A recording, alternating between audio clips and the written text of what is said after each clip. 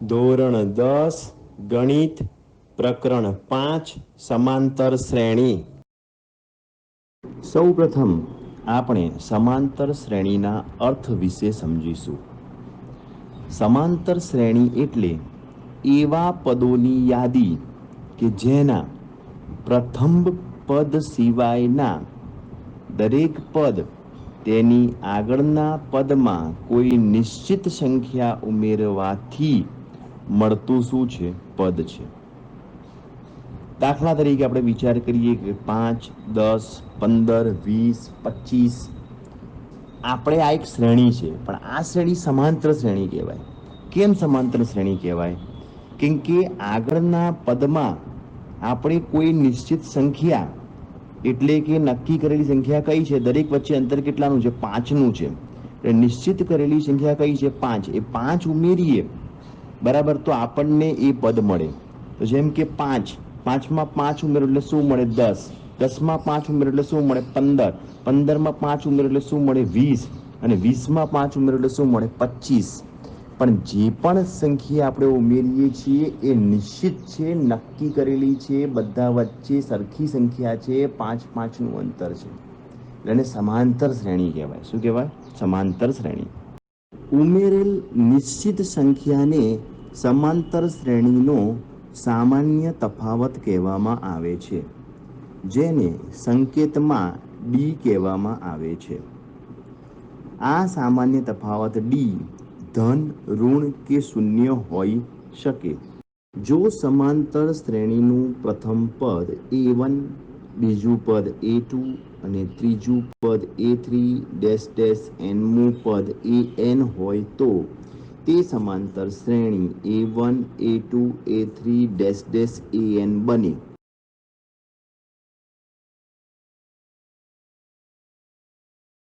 સમાંતર શ્રેણીના પ્રથમ પદ A1, બીજું પદ A2, ત્રીજું પદ A3, ચોથું પદ A4 દરેક વચ્ચે આપણે વિચારીએ તો A1 અને A2 વચ્ચે સામાન્ય તફાવત કયો છે? D।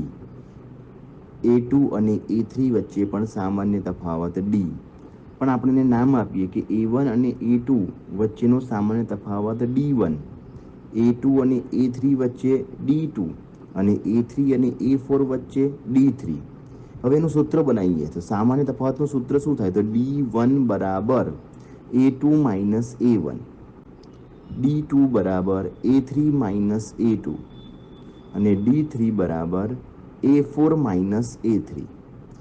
દરેક સામાન્ય તફાવત તમને જે મળશે એ કેવા મળશે? સરખા મળશે। એટલે D1 બરાબર D2 બરાબર D3। તો આપણે એનું સૂત્ર શું નક્કી થાય? સામાન્ય તફાવતનું વ્યાપક સ્વરૂપ શું બને? તો D બરાબર AN માઇનસ AN માઇનસ 1।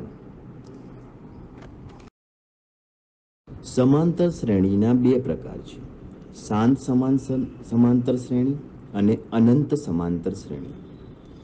શાંત સમાંતર શ્રેણીમાં પદોની સંખ્યા કેવી હોય છે? શાંત હોય છે।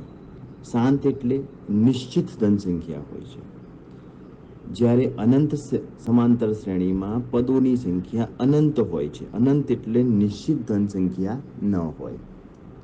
સમાંતર શ્રેણીના પ્રકારોને ઉદાહરણમાં વધારે સારી રીતે સમજી શકાય।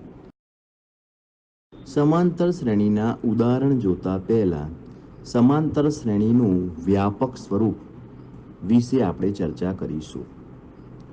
સમાંતર શ્રેણીના વ્યાપક સ્વરૂપમાં પ્રથમ પદને શું કહેવામાં આવે છે? A। જ્યારે સામાન્ય તફાવતને શું કહેવામાં આવે છે? D। તો આપણને શ્રેણી કેવી રીતે મળે? તો A plus D, A plus 2D, A plus 3D એમ લખી શકાય। એને વ્યાખ્યાની દ્રષ્ટિએ વિચારીએ તો પ્રથમ પદ A, બીજું પદ તો આપણે વ્યાખ્યામાં શીખી ગયા કે પદોની યાદી એવી રીતે બનાવવાની કે જેના પ્રથમ પદ સિવાયના દરેક પદ તેની આગળના પદમાં કોઈ નિશ્ચિત સંખ્યા ઉમેરવાથી મળતું પદ છે। તો બીજું પદ શોધવું હોય તો આગળના પદમાં આપણે નિશ્ચિત પદ D ઉમેરીએ તો આપણને બીજું પદ શું મળે? તો A પ્લસ D। ત્રીજું પદ જો આપણે શોધવું હોય તો મારે બીજા પદની અંદર શું ઉમેરવું પડે? તો સામાન્ય તફાવત D આપણે ઉમેરવો પડે। તો ત્રીજું પદ આપણને શું મળે? તો a + d બરાબર a + 2d. d બે વાર છે તેને શું કહેવાય? 2d. જો ચોથું પદ શોધવું હોય તો મારે ત્રીજા પદમાં આપણે શું કરવું પડે? સામાન્ય તફાવત d શું કરવો પડે? ઉમેરવો પડે. તો a + 2d + d એટલે a વત્તા તમને શું મળે? 3d. 3d એટલે 2d + d એટલે શું કહેવાય? 3d. તો આપણને ચોથું પદ કયું મળે? તો a + 3d. હવે સમાંતર શ્રેણીના દાખલાની ચર્ચા કરીશું. એમાં રીત નંબર 1 કે જ્યારે દાખલામાં પ્રથમ પદ a અને સામાન્ય તફાવત d તમને આપવામાં આવે ત્યારે. દાખલા નંબર 1, એક સમાંતર શ્રેણીના પ્રથમ પદ 10 અને સામાન્ય તફાવત 10 આપેલ છે. તો સમાંતર શ્રેણી શોધો. દાખલાની રકમ ઉપરથી ખબર પડે આપણને કે આ શાંત સમાંતર શ્રેણી છે કે અનંત સમાંતર શ્રેણી. અહીંયા સમાંતર શ્રેણી શોધવાની કે છે, બરાબર? તો એ અનંત કહેવાય. એ શ્રેણી શું કહેવાય? અનંત સમાંતર શ્રેણી. એમાં કોઈ નિશ્ચિત સંખ્યા નથી કે આટલે સુધી જ શ્રેણી શોધવી, એવું નથી. પણ સમાંતર શ્રેણી શોધો એટલે કે શું શોધો? અનંત સુધી શોધવાની છે. તો અહીંયા આપણે દાખલાના જવાબમાં પ્રથમ પદ એટલે a બરાબર શું આપ્યું છે? 10. સામાન્ય તફાવત d એ પણ કેટલું આપ્યું છે? 10. અહીંયા વ્યાખ્યાની દ્રષ્ટિએ આપણે શોધીએ તો પ્રથમ પદ a બરાબર 10.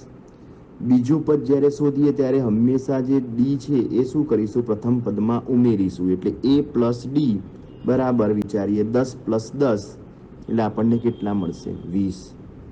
ત્રીજું પદ તમને ખબર જ છે કે બીજા પદમાં આપણે સામાન્ય તફાવત આપણે શું કરીશું? d એડ કરીશું, ઉમેરીશું, તો આપણને ત્રીજું પદ મળશે. તો અહીંયા આગળ બીજું પદ 20 છે, તો 20 + 10 એટલે 30 થઈ જાય. પણ આપણે સૂત્રની દ્રષ્ટિએ મૂકીએ કે a + 2d, તો a એટલે 10 + 2, d એટલે કેટલા? તો 10. તો 10 + 2 × 10 એટલે 10 દુ 20, 10 + 20 એટલે કેટલા? 30. તો આપણને સમાંતર શ્રેણી કઈ મળશે? 10, 20, 30 ડેશ ડેશ ડેશ. બીજું ઉદાહરણ જોઈએ. એક સમાંતર શ્રેણીનું પ્રથમ પદ 4 અને સામાન્ય તફાવત -3 આપેલ છે. તો સમાંતર શ્રેણી શોધો. અહીં a બરાબર 4 અને d બરાબર -3 આપ્યું છે. પ્રથમ પદ a બરાબર 4, બીજું પદ a + d એટલે 4 + -3 પ્લસ માઇનસ માઇનસ એટલે 4 માંથી 3 જાય તો શું આવશે? 1.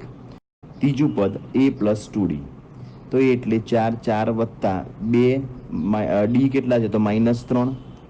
તો 2 અને -3 નો ગુણાકાર કરીએ એટલે શું આવશે? -6. એટલે 4 વત્તા -6, 4 પ્લસ માઇનસ માઇનસ એટલે 4 - 6 એટલે -2. એટલે સમાંતર શ્રેણી તમને શું મળશે? તો 4 1 -2 dash dash. Thank you very much to all students.